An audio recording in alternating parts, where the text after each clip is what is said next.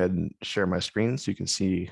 I'm going to share everything because I have a lot to go over with you today. Now, first off, those of you who were here during the last time noted that I had some audio issues, which is very rare for me, but I went ahead and bought a high quality microphone. So hopefully the audio is crystal clear. I know there's one specific person out there. Once we post these on YouTube, there's someone who commented and said, hey, your audio is crappy, basically is what he said. So hopefully we're all good to go with that. And the only reason I bring it up is because I take that stuff seriously, just like any of the quality stuff and content that you receive from SANS. Quality is of the utmost importance. With that being said, this is part 3 of 3. This is it. Cloud security for beginners. We've covered a lot of topics during the first 2 sessions, and this third one is going to kind of try to wrap it all up with a nice bow, so to speak. Now, where we started with was some vocabulary. We wanted to understand some very common terminology, services, how you get a feel for using your cloud services like AWS and Azure, what cloud services, quote unquote, actually are. What is a cloud service? What's a CSP? What's a VM? Things like that. And then take it to the next level in part 2, which is where we started deploying our virtual machine, a VM, which is a machine we have running in our cloud environment, our VPC, our virtual private cloud, where we can access it via SSH and perform various tasks that we typically would in a business, enterprise, or even nonprofit sector type of environment. From there, we also added in some firewall rules so we could allow access to that machine. And now what I want to focus in on is, what have you really done to our environment? And it's not just like, here's a hypothetical environment, although I guess it kind of is, but in a real world environment as well, as we start deploying services and running machines, what does that mean for security? What attack surface have we opened up, and what are we going to do about that? And that's going to be more of the focus for today. With that, as with the other webinars we've done so far, I will be attempting to keep a fairly close eye on the chat. So if you have any questions, please do feel free to type them into the chat. And with that, let's kind of just jump into it. Today, we're going to talk about attack surface. And attack surface really kind of piggybacking on what I just said a moment ago, as we deploy services and we start actually using our cloud environment more and more, how does that impact us from a security perspective? How could an adversary now take advantage of what we have exposed? And that's really the crux behind what attack surface actually is. We'll talk about how we can identify vulnerabilities. I'll show you a really useful and extremely popular tool to help with that. And we'll even attack and defend to an extent what we've deployed so far. And I say I've done this, I've demoed it for you. I'm not expecting any of you have done this, although I'm sure some of you probably have signed up for a free AWS account and likewise in Azure. You don't need to have that done by any means whatsoever. That's not a homework or a takeaway for you. I'm going to show you it so you can see it firsthand, but there's no requirement for you to do any of that type of work. Once again, thank you all for joining. I really do appreciate that. And for those of you who have LinkedIn with me or followed me on Twitter, you'll note that I do respond. I do answer questions. I am out there. And if I can be of assistance or help to an extent, I'm happy to do that. So please do feel free to actually connect. I'm a real human. I'm here, and I'm trying to help you with your journey as well. So thank you again for that. I really do appreciate it. So who am I? In case this is 3 of 3, but this maybe is your first time you've joined this webinar and you don't know who I am, that's perfectly fine. It's not like you're expected to know who I am. My name is Serge Borso, and I've done lots of different things in my career. Probably the biggest thing I'm most proud of here is, other than finally getting certified with SANS, is of course running my own company called SpiderSec, located out of Denver, Colorado, where we provide mostly penetration testing services, offensive security, and cybersecurity, cloud security services in general. So check us out. And that's, I don't know, I'm not going to go into a huge, big, I've done 15 years in the industry, wrote a book, do a bunch of different speaking, things like that. You can Google me. This is what I am showing here, right here on the screen. Google myself and I show up. I'm unique. There's only one Serge Borso in the entire world, to the best of my knowledge. So if you do choose to Google me, you're going to find everything you need to know about me out there. Oh yeah, I forgot I kept that in there. Cool. Yeah, there's my one PowerPoint transition. All right, I like to keep it fresh and live. So recap, pop quiz, just like last time, help everyone wake up in the morning or the afternoon or wherever you happen to be at. I don't know what time zone you're in, but what is a VM? Go ahead and use the question. Yeah, last time I said the chat, use, I guess, the Q&A section would be more appropriate. So we have John says number 3. And before I even get into that, I missed Travis Wilson's question. Can we expect other informative webcasts in the future? I want to learn the industry in and out, but I don't know where to start. Hey, you're starting in the right spot. You can't expect absolutely more from myself, from SANS. Stay tuned. I'd say, like I said, link in and you'll see me posting stuff there for sure. And then Raquel from Spain, is there any specific course or information about cybersecurity and virtual environment such as Metaverso? No, I don't have anything to talk about as it pertains to that, but maybe something during this webinar will kind of ring a bell with you. Everyone say number 3 as far as the answer to the question, and everyone is correct.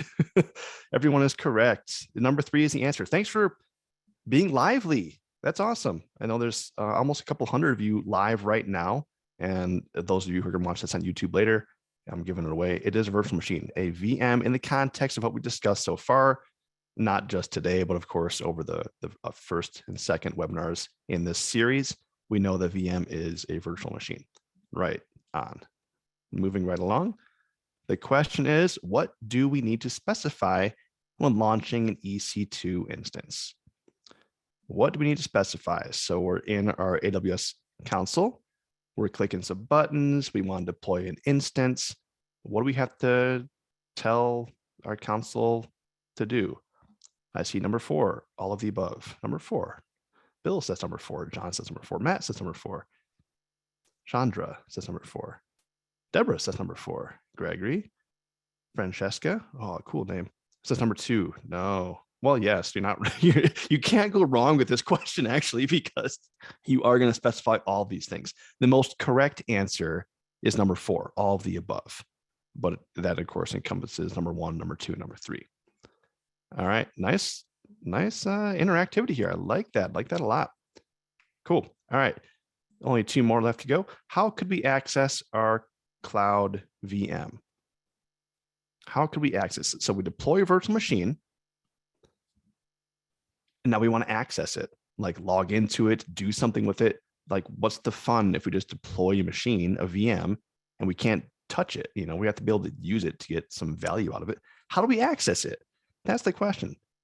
Now, anonymous attendee says, I'm a CISSP already.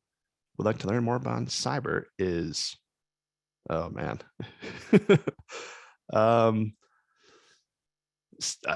I'm biased. I'm always going to say stick with the SANS, stick with any SANS training. If you can afford it, it's by far the best. You're getting the Rolls Royce. So I would say check out the SANS courses on cybersecurity, whether that's cloud, whether that's something else. Stick with SANS, and you'll be in the top-notch position. Now, I'm seeing a couple of people say number 1. A lot of people, number 1, number 3, number 1. How could we access our cloud VM? We could SSH or RDP to it. Yes, that's true. A lot of people say number 1, number 3, using a console. Hey, that's smart. 1 and 3, and it's 9 p.m. here. Oh, thanks for joining us so late in the evening. Right on. Okay, so number 4, the VirtualBox or VMware, not quite the answer I was looking for. So this is a trick question in that there's more than one answer, which may be kind of rude because this is for beginners. I shouldn't be tricking you, but I do want to start making you think a little bit more about the reality. The reality is you could, if you deploy a Linux virtual machine, you're going to be SSHing into it. You can't do that without firewall rules in place that allow that access, okay? So that's fair and true. RDP would be the same thing if you had a Windows machine. Instead of using SSH, we would use RDP to access it. Now, number 3, using a console. Depending on what you're thinking there, that is a valid answer. I'm going to show you that. I think I probably will show you that later in the demo, where you can, even without technically any firewall rules and without SSH or RDP, what a console level of access enables us to do is emulate physical access to the machine. What does that mean? It means we deploy a virtual machine. It's obviously virtual. It's in the cloud. So how are we going to emulate or basically copy physical access as if we're in front of a keyboard? Well, with a console, that's how that works.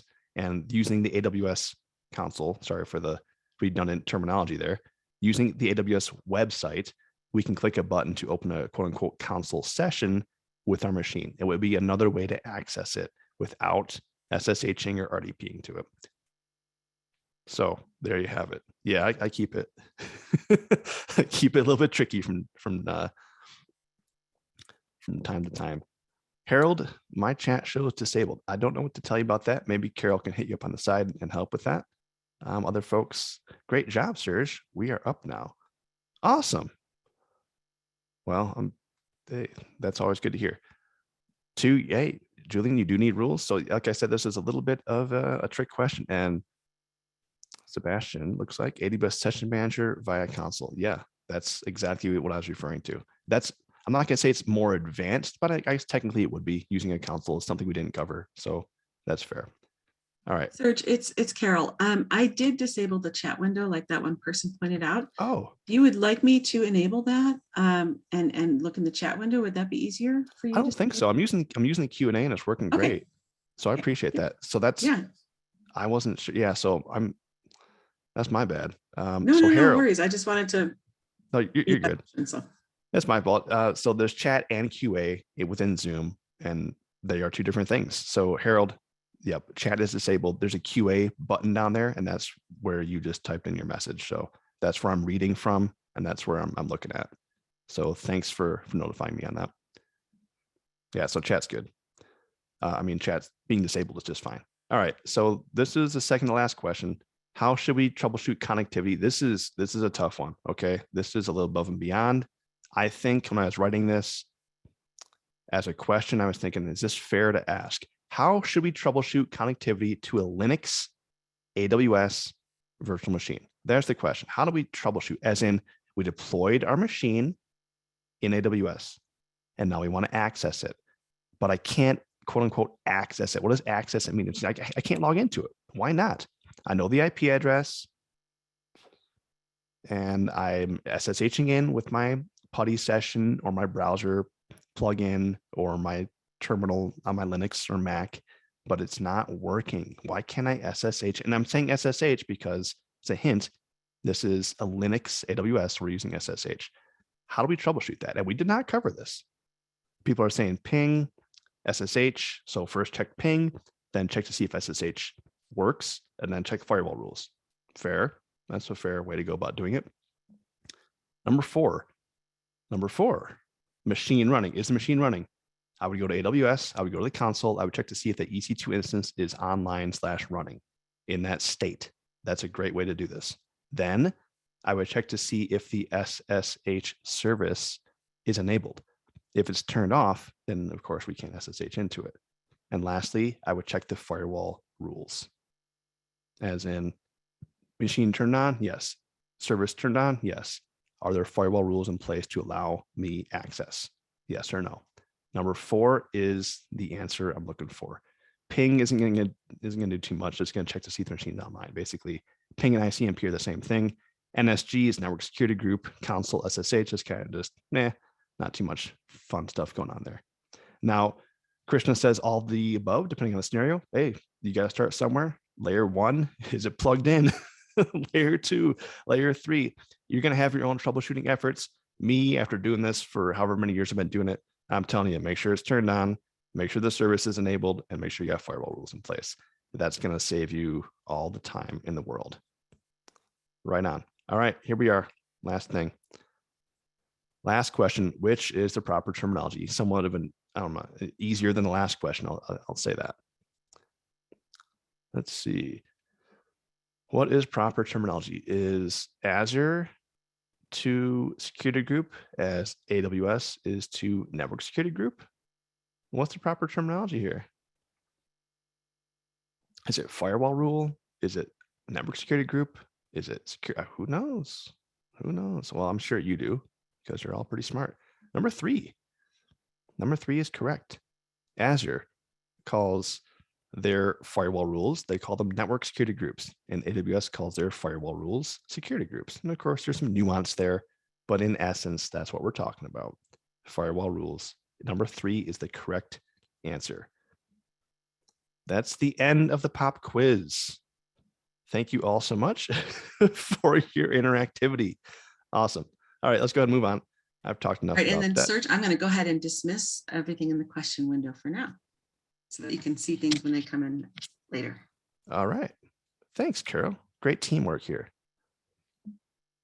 And Alicia, you are correct. Attack surface. So what is attack surface?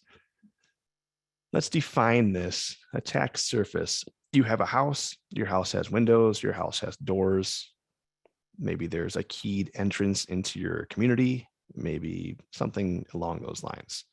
How could someone, I hate to use this analogy, maybe I shouldn't have gone down this path. If something bad were to happen at your house, how could that bad thing happen? And that's the attack surface. Like, what weaknesses could be compromised? What weaknesses could be taken advantage of? What vulnerabilities, which is weakness, could be exploited to gain access to your home, for example? Same thing in our cloud environment. If we have a service that's running, as in we have deployed a virtual machine, we have networking in place, we have our identity and access management. Just by default, we created a user account, we log into that user account. That's part of our attack surface now. Why is that attack surface? What am I talking about? I'm talking about if an adversary wanted to gain access to your cloud environment, what's stopping them from guessing your username, guessing your password, and logging in as you? Is there anything stopping them from doing that? Maybe like the CAPTCHA on the AWS console homepage. Yeah, that's going to do a lot, right? Not so much. Okay, VMs. We have a virtual machine running in our cloud environment. So we have a machine that's running. Can't someone just access that machine remotely? We SSH into it remotely. What's stopping someone else from doing the same thing? The answer is, well, maybe some firewall rules or security groups. MFA. Hey, I like that. In terms of the IAM conversation, yes. And that harkens back to exactly what we talked about during the last conversation we had during session number 2, multi-factor authentication. VPN is not going to do much for you. VPN, despite the fact that people may hear about VPN, I guess it depends on the context here of VPN. VPNs may not do too much depending on the attack surface. VPN could just enable more attack surface, as in now you have a VPN account and someone could VPN into your environment. Bastion host, same concept, similar concept, where for those of you not familiar with the terminology, the Bastion host is merely a hardened server that we have access to remotely. And that server now gains us access to the rest of our environment in our cloud. So more potential attack surface. The point here is, when an adversary wants to attack us, how are they going to go about doing it? And it could be IAM, it could be your VMs, it could be your Bastion host, it could be your VPNs. Those are all, honestly, those are tools we use to help lock down our environment. So how they're going to be used against us? Is that what I'm saying? Well, to an extent, potentially. Okay, so we have to lock down our environment to the best of our ability. Now, when we are being attacked, a very important consideration here is to understand, do we know when we're being attacked? As in, if someone launches a vulnerability scan or a brute force attack to guess usernames and passwords trying to SSH into our environment, how would we stop that? And would we even know if it was occurring? Those are fair questions to ask. And a lot of enterprises, as in multi-million-dollar companies, billion-dollar companies, to this day, haven't figured that out thoroughly. Okay, so it's a big conversation. If we're being attacked, do we know we're being attacked? And where are we going to be attacked from? That's the attack surface. Okay, so not to belabor the point, but that's what we're talking about. And misconfiguration is absolutely a big piece of this conversation. I had a gentleman during webinar number 2, so a couple weeks ago or a month ago, I don't remember, ask about security. Specifically, I was talking about billing and, this is how much you're going to pay for services. This is how much you expect to pay. And he says, okay, we got it. It's going to cost money. I'm, not verbatim, but, talk about security more, talk about security, what are the main threats? And I'll talk a little bit more about that here in a moment. Misconfiguration is a big one of those. Okay. Just poorly configuring a service and now an adversary has access to the environment. As far as attack surface goes, websites, web servers, database servers, could be a VPN, could be a container you have running in your environment, could be Active Directory, it could be an API that's exposed, it could be any pinhole, any type of access into your cloud environment is now potentially going to be an avenue for the adversary to attack you as well. Okay, that's our attack surface. And it comes in many, many different flavors, from the services you have running to the third-party entities you have as well. Here's a little graphic to kind of convey this as well. I think I got this from Checkpoint, maybe. I didn't create it myself, just to give credit where credit's due.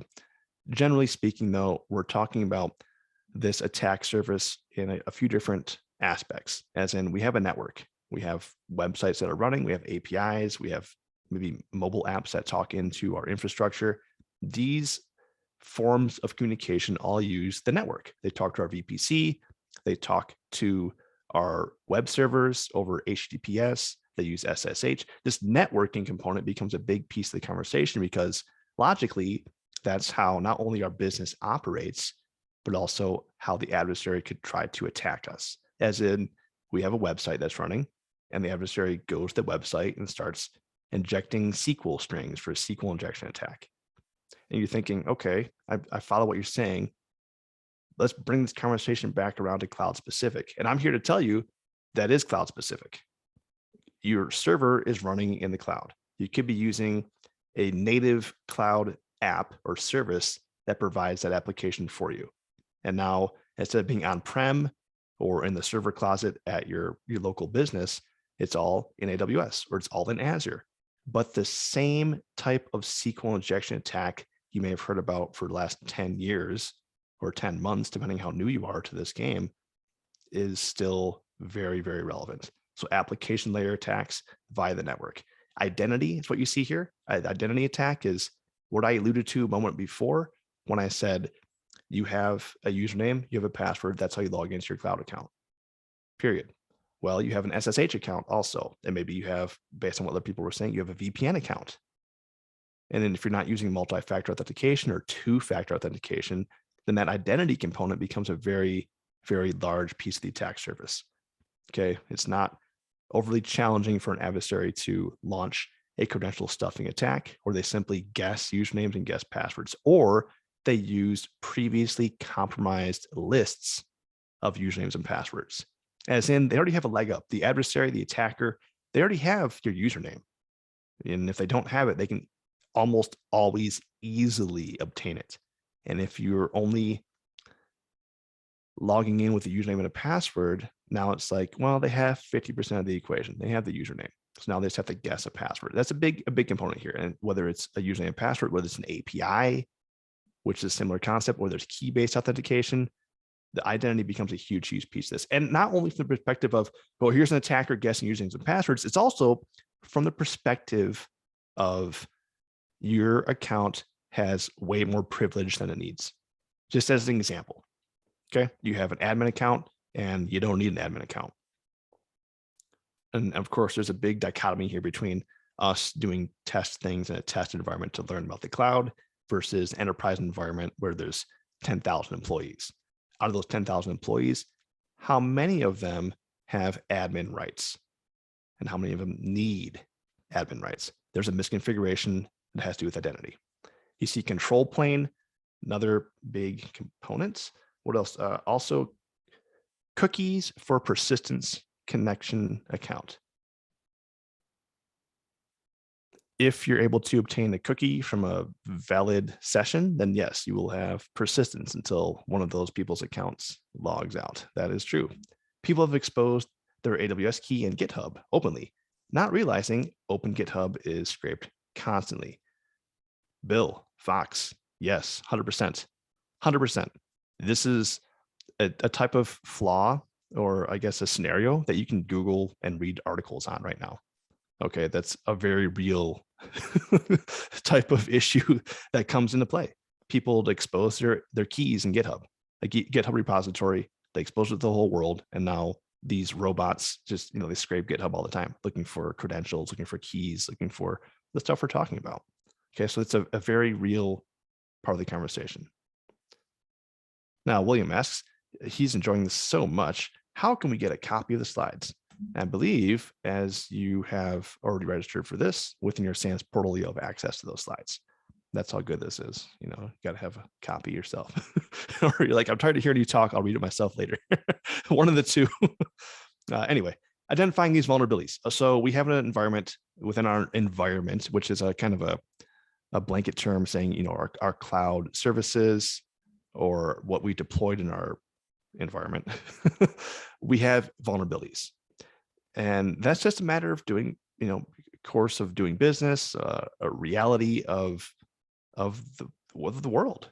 When you have services that you've deployed, you have websites that you're running, you have APIs that are, out there on the web, there is a very real part of the conversation that we have to address. And that is that you're going to have some vulnerabilities, whether it's today, whether it's tomorrow, whether it's a 0 day that nobody even knows about yet.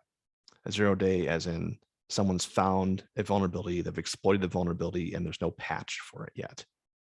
Okay, I know I'm throwing a lot of terminology out there, but I'm trying to explain it as we go through this as well.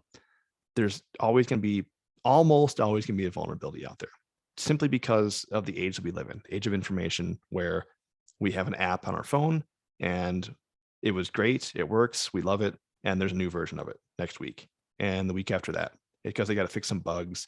They have to, the authors of the application have to add functionality to it. They have to fix it because it's broken, so on and so forth.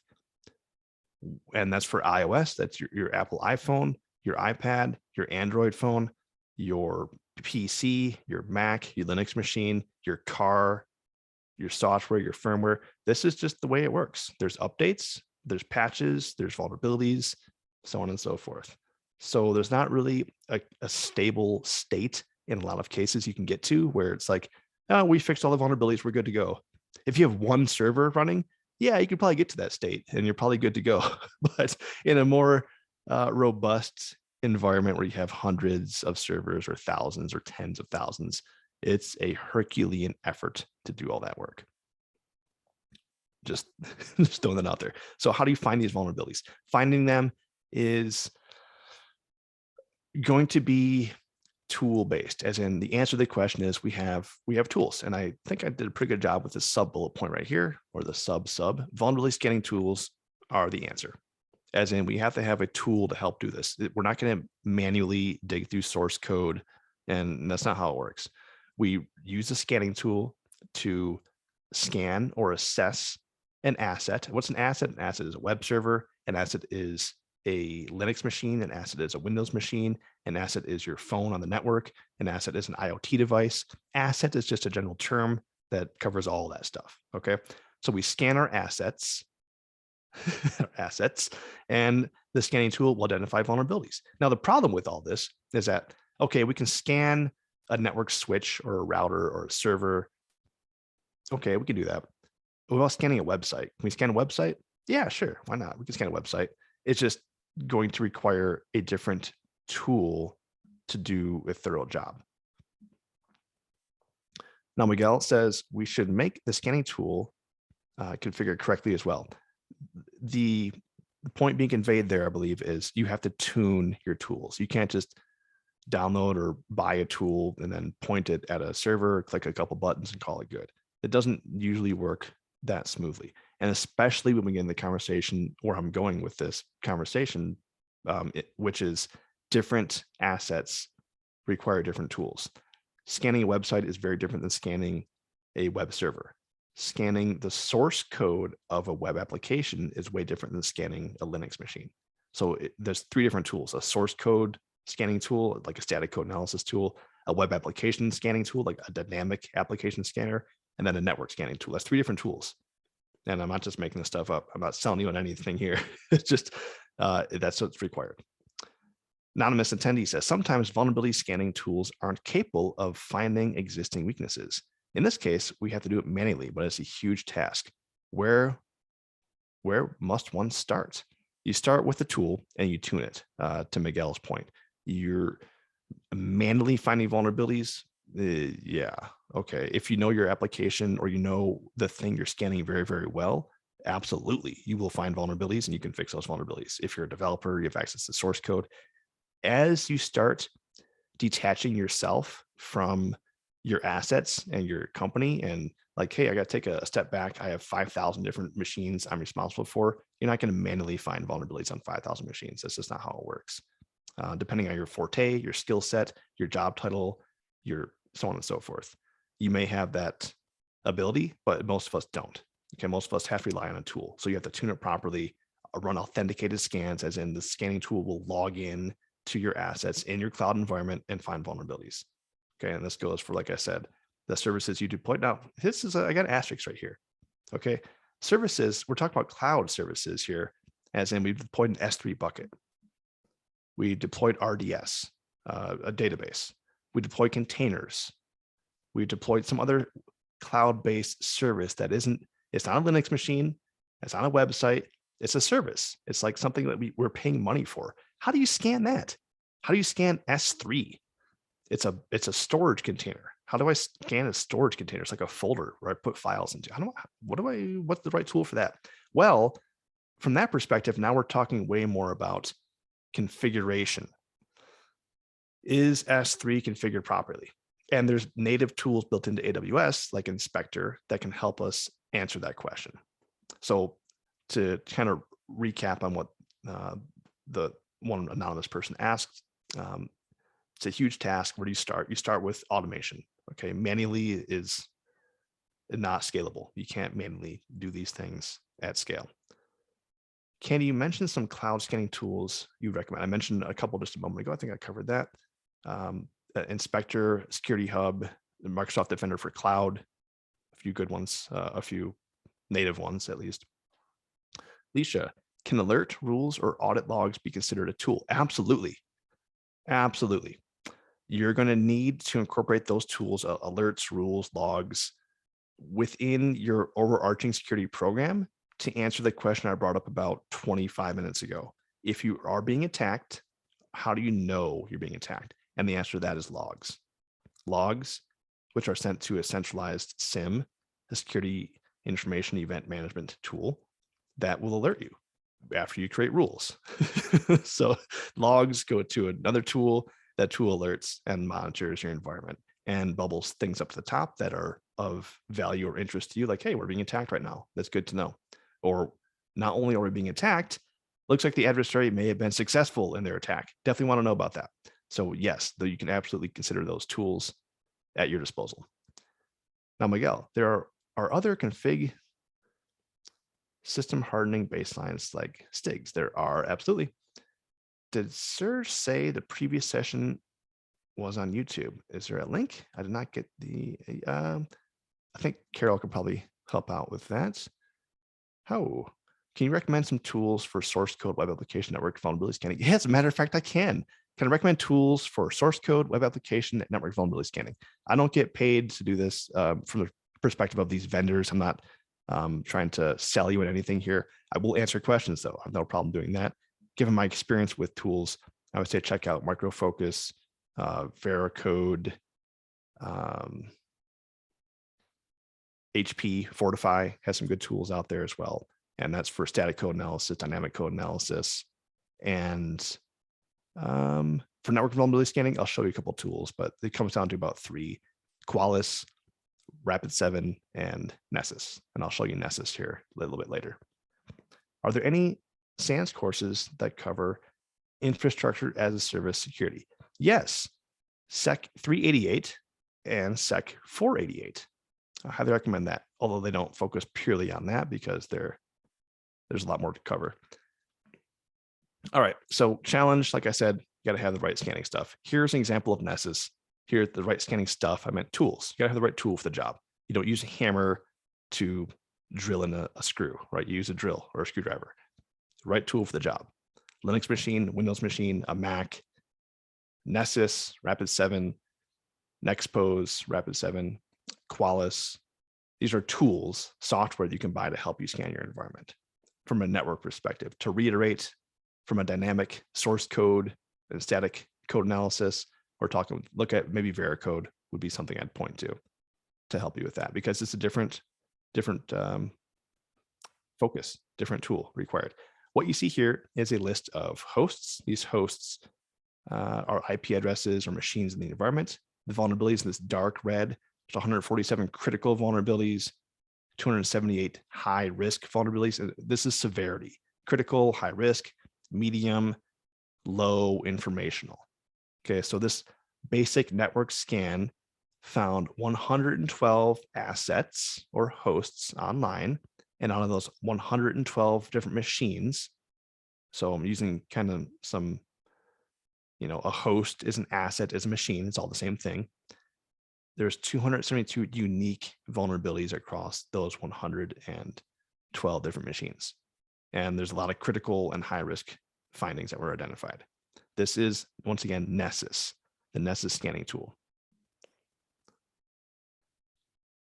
So Matt says, was Nessus acquired by Tenable, or are they two separate companies? So Tenable is the parent. I wouldn't call it the parent company. Tenable is the company, and Nessus is the product that they sell. That's the answer to the question. And they've been around for decades, probably 2, maybe more. I've been using them for over 15 years, so probably close to 2 decades, if not longer. Nessus is reputable, which is Tenable, and something I use on an almost daily basis, believe it or not. So very, very high quality tool here, and used by professionals forever. OpenVAS GVM is a fork from Nessus. Yes, and it's terrible compared to I don't think it's a fork from Nessus. It's similar. It's last I used it, I want to throw it. It's a terrible, terrible tool. But if it's free, it's open source, and if that's your budget, then I'd say check it out. It's worth looking at. In an enterprise environment, we don't use OpenVAS. We use Qualys, we use Rapid7 Nexpose, or we use Nessus. And that's, when I say we, I'm talking about 99% probably of companies in the United States. I'm just throwing that number out there, but it's probably accurate. Those companies that have vulnerability scanning, that's what they use. Same findings, awful UI. Yeah. With the OpenVAS, you get what you pay for.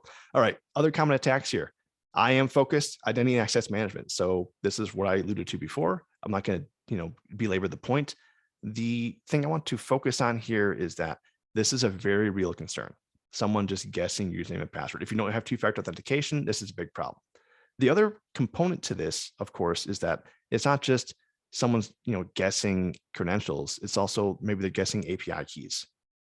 Okay, they're guessing other non-standard account access in your environment. So they know your S3 naming convention. They're probing it for misconfigurations, as in they know your URL for S3, where you store all of your maybe sensitive files in S3, which is the simple storage service within AWS, which is basically a folder you can upload files to, like Dropbox. It's way more than that, but in essence, at a very basic level, it's a folder you can put files in. Okay, if you haven't misconfigured, those files will be exposed to the whole internet. So the adversary can easily obtain the URL for your S3 bucket and then probe to see if you have it configured properly or not. That has nothing to do with credentials, a little bit to do with IAM, because that's how you lock it down, but something that's kind of, they're not guessing username and password, they're enumerating buckets and seeing if there's misconfigurations. The GitHub example that was brought up already by one of the attendees, very real concern. Are you scanning your repository, your source code repository, before it goes to GitHub? Are you sharing that publicly within GitHub? Okay, how do you know if you're exposing secrets within your GitHub repositories and your source code? Okay, fair questions. So there's big problems with all this. And when we talk about password length and requiring, this is all changed.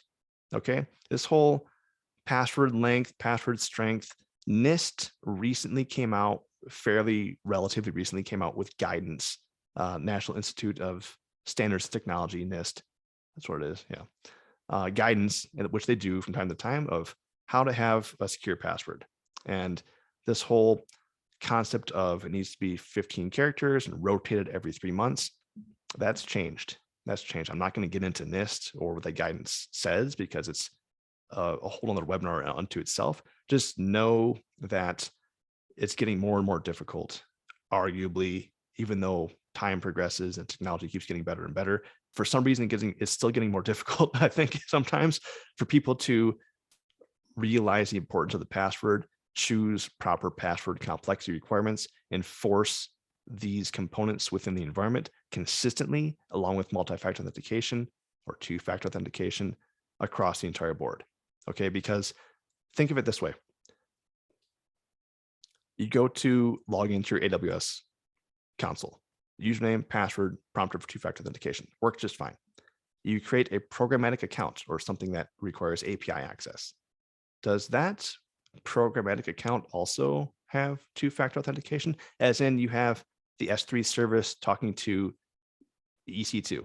Your EC2 instance, which is a virtual machine, talks to an S3 bucket, and they do so programmatically using the API. Is there two-factor authentication associated with that? Because if there is, I don't remember getting prompted for a token every time my instance talks to my S3 service. Okay, there's a big problem. But it is what it is. Common attack example, I'll show you this in the real world here in the demo, but in essence, we can have an attacker launch a brute force or dictionary-based attack and guess our credentials. Same thing for APIs, same thing for programmatic access, same thing for S3 buckets, are similar at least, and they end up with gaining access to our environment. It's a big deal. Other things we need to be concerned about is not just IAM and usernames and passwords, there's application layer attacks. I touched on this briefly before when I talked about you deploy a web application, the application has a SQL injection flaw. What do you do about that? Well, if you're the developer, ideally you fix the code. If you're a network engineer or an admin, you deploy a web application firewall to help out with that, or an intrusion prevention system, or so on and so forth. Put logging and alerting in place to know when you're being attacked and shore up your defenses accordingly. Denial of service. Can't do too much about that other than pay them money to AWS and to Azure to buy their DDoS prevention services. Some of it's free and included. Some of it's going to cost you an extra $3,000 per month. Just so you're aware of that. Social engineering.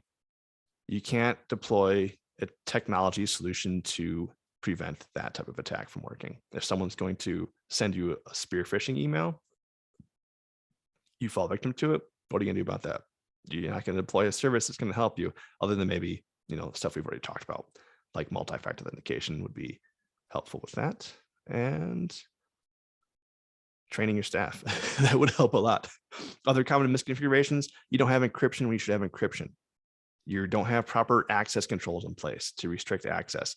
That harkens back to what I mentioned about you have admin accounts for everyone in the whole environment. Everyone doesn't need an admin account. A regular user account with limited permissions would suffice. So why they have admin rights? Because that matters. When that person with admin rights gets phished, now the attacker has access to this person's account that has full admin rights. That's a big, big deal. So misconfigurations, you have poor permissions, you have poor restrictions in place. Definitely a big problem. Lack of compliance. You could read the stuff for yourself. It all comes down to due diligence. Principle of least privilege, as Alicia points out, without a doubt. Okay, there's many, many different types of attacks that an adversary could choose to employ to cause harm to our business, to our cloud environment, to our cloud services, to our stability, to so on and so forth. It takes a concerted effort to reduce that level of risk, to address the attack surface, and to be able to sleep well at night and know you've done a good job, because there's a lot of work to do. And with that, let's do a demo, and I'll show you a little bit more about what I'm talking about with these attacks. Now, I've probably been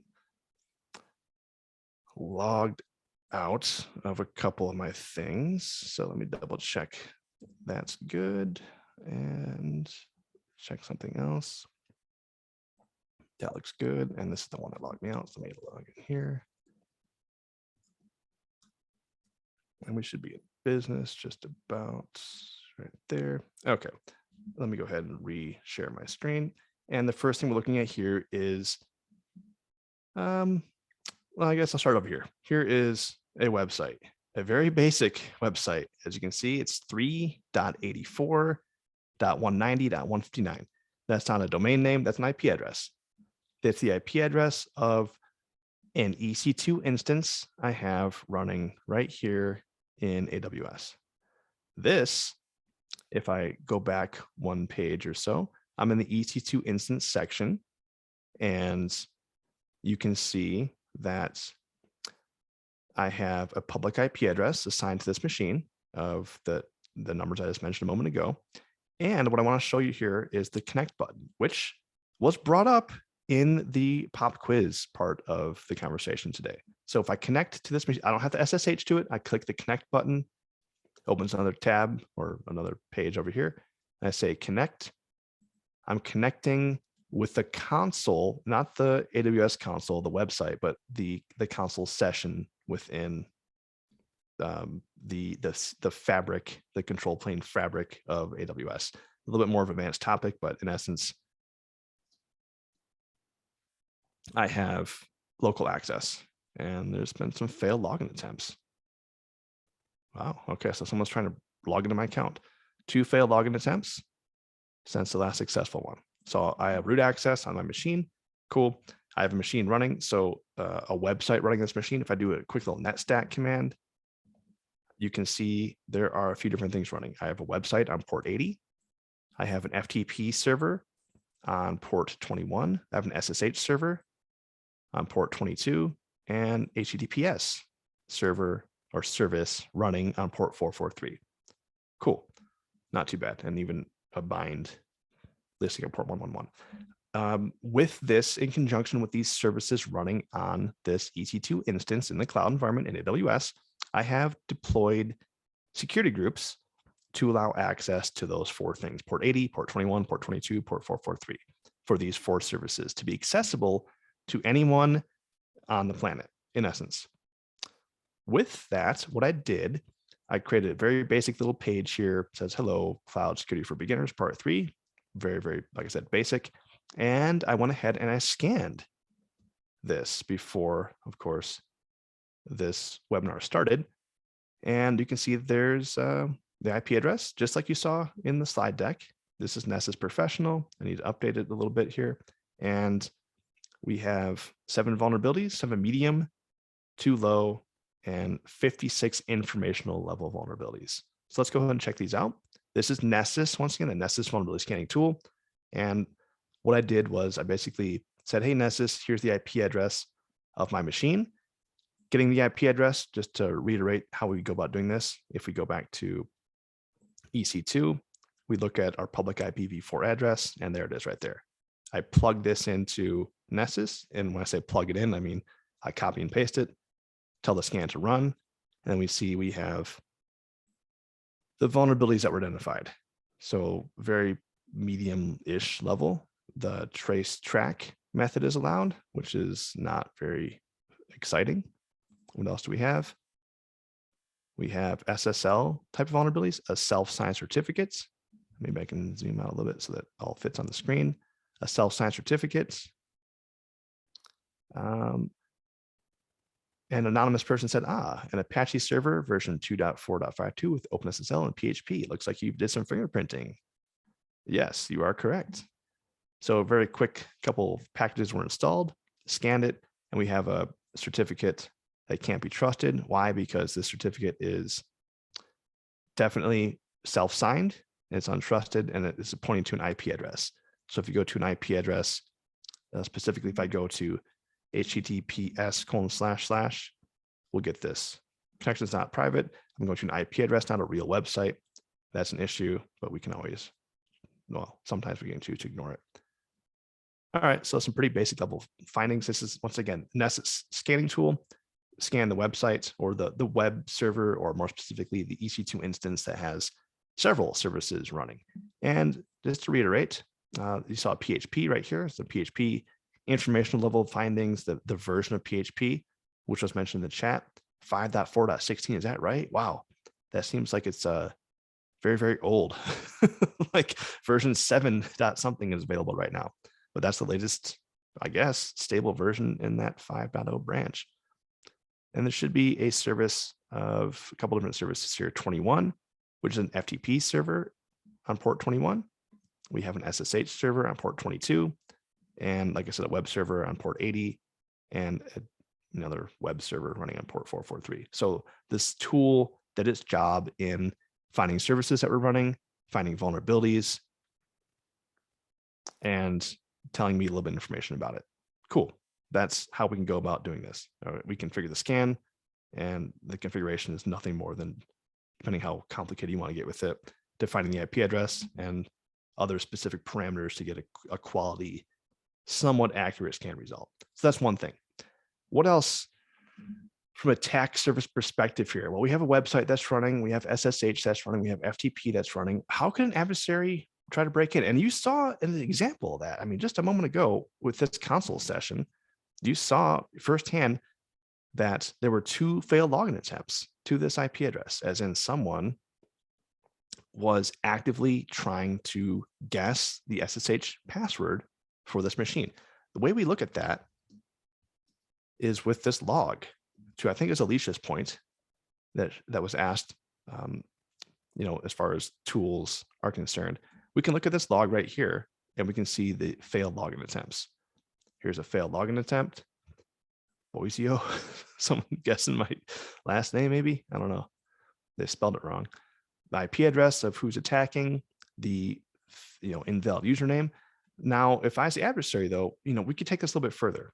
Specifically, there's a tool over here. I have another machine that's running, and this is the Kali Linux distribution. Not that that matters too much, but there's some built-in tools with this version of Linux that I can easily use to attack various services with. So what I'm going to do is I'm going to run those attacks right now. It's called Hydra. And if we look at this username list, I have a list of users: admin, root, demo, test, and sans, all test users. Maybe I've done some, as a hypothetical adversary, maybe I've done some due diligence. I've put together a list of potential usernames that might be valid. And I have a list of passwords. And it's just a text file with various different, I didn't check this, so I got this straight from rocku.txt, and I shuffled it up a little bit. And if I do a word count, I think I put 250 different passwords in there. So 250 different passwords. And now with this, I can just run the Hydra tool with a list of those users, those 5 or 6 users I showed you a moment ago, and those 250 different passwords in this file. And I'm going to launch this attack and watch it go. What's happening here is this tool called Hydra. I've given it a list of the usernames. I've given it a list of passwords, and now it's going to basically attempt to log in with those usernames and those passwords 250 times 5, so over 1,000 times, until it runs out of guesses or until it's successful, or you'll still continue after that. So I'm looking at the log again. This is the secure log from the machine, and we can see that I'm getting too many authentication failures, and failed password for invalid user admin, failed password, and I'm just tailing the log, as in, as the attack runs live right now, we're seeing the results of that in the log file. So this is all scrolling in your face. This is as live and real as it gets in a demo environment anyway. My web server is being attacked. My Linux box, my EC2 instance in AWS is being attacked right now. And not just by me. As you can see, there's other people trying to log in right now. Hi, class. Yeah, I gotta be careful. Someone could easily put in a less than appropriate username that would be shown in these logs as well, but I'm sure you're all professionals and won't do something like that. Yeah, that's never happened during a demo before. But anyway, my server is being attacked. My IP address, SSH is open, and you, me, anyone in the world right now can attack this web server and just guess usernames and passwords all day long. And that's what you're seeing right now. The question to kind of bring this back to the beginning of the conversation is, do we know this is happening? And Tim says, answer failed to ban. Failed to ban, for those of you not familiar with this, tool, it's a solution, as in if you have a bunch of failed login attempts, fail to ban will kick in and block the offending IP address, as in if this IP address fails to log in more than X amount of times in X amount of time, then the IP address will be blocked and it can't even try to log in anymore. Certainly a great choice. Even better choice perhaps would be, oh, I got a way better choice than that. And that is disable password-based authentication and enforce key-based authentication. Doesn't solve the problem, but it makes it way more challenging. And number two, the ultimate solution, which would be simply to use firewall rules to block the entire world from SSHing in and only allow SSH from approved IP addresses. It's called an allow list. And depending on your company, you can do that. Some companies, it takes more effort to do, but I could definitely put in both of those solutions. And I think I'll do that right now. I'll show you how I'd go about doing it. With this instance, I'm going to show you the process very quickly because it shouldn't take that long to do. And do this by checking our security groups. And what I want to do is, change the security groups. And what I'll do here is simply remove this one, remove that one, and this thing's in my way, so I can't see. I'll save that. Oh, I have to have at least one security group. I'll do the default launch wizard. That's fine. And save that. And depending what's in that wizard, it should be good to go. Yeah, add that in there. Save that. And the next thing I'll do is I'll go back to this machine and I'll do system control, which is a command, stop SSHD, and bam.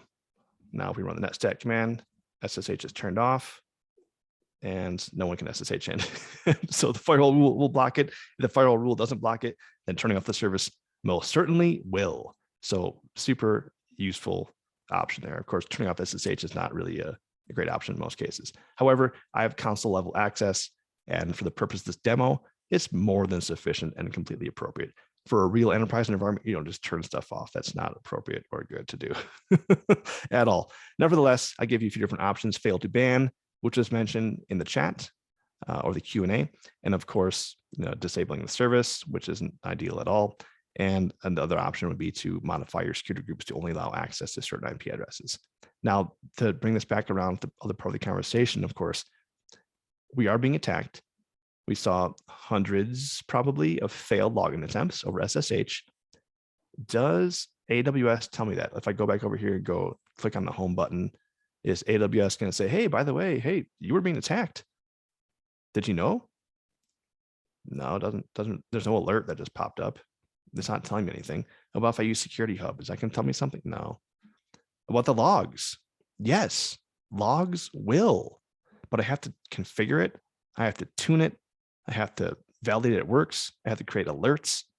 There's many, many more different, I'm not going to say hoops to jump through, but I will say steps I have to take to put myself and my enterprise, my company, my business into the position where we can take action and not just, alert, but also actively defend.